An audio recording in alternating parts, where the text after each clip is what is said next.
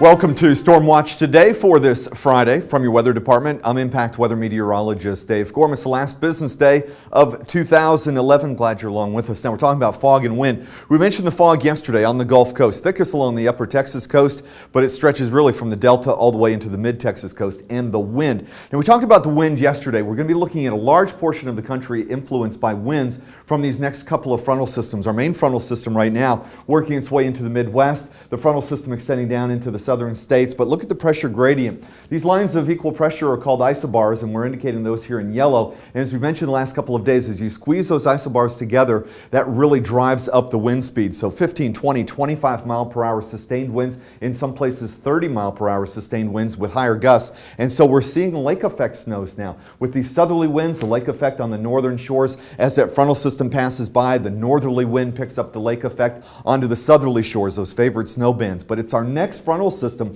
that is really bringing in the wind. Look at the pressure gradient. Now these winds from the south and southwest in front of the front, but look at the tight pressure gradient behind that frontal system. Winds 35, 45 mile per hour sustained with higher gusts, especially when you throw elevation into the mix. Those higher exposed areas will be looking at winds of 65 and 70 mile per hour gusts, and will watch this frontal system move quickly across the Great Lakes. By the way, our frontal system that had been across the Great Lakes today, already offshore. These winds moving these frontal systems very fast.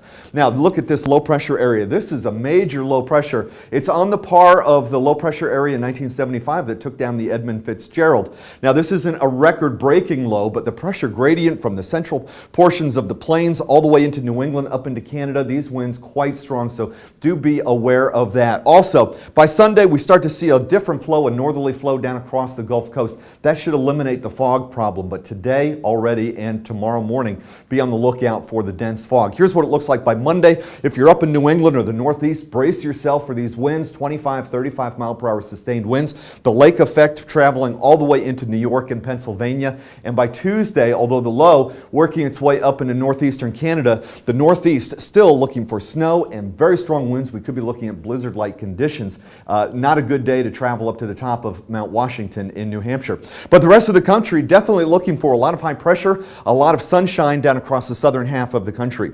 I'm Impact Weather Meteorologist Dave Gorham. Enjoy your holiday weekend. Bye-bye.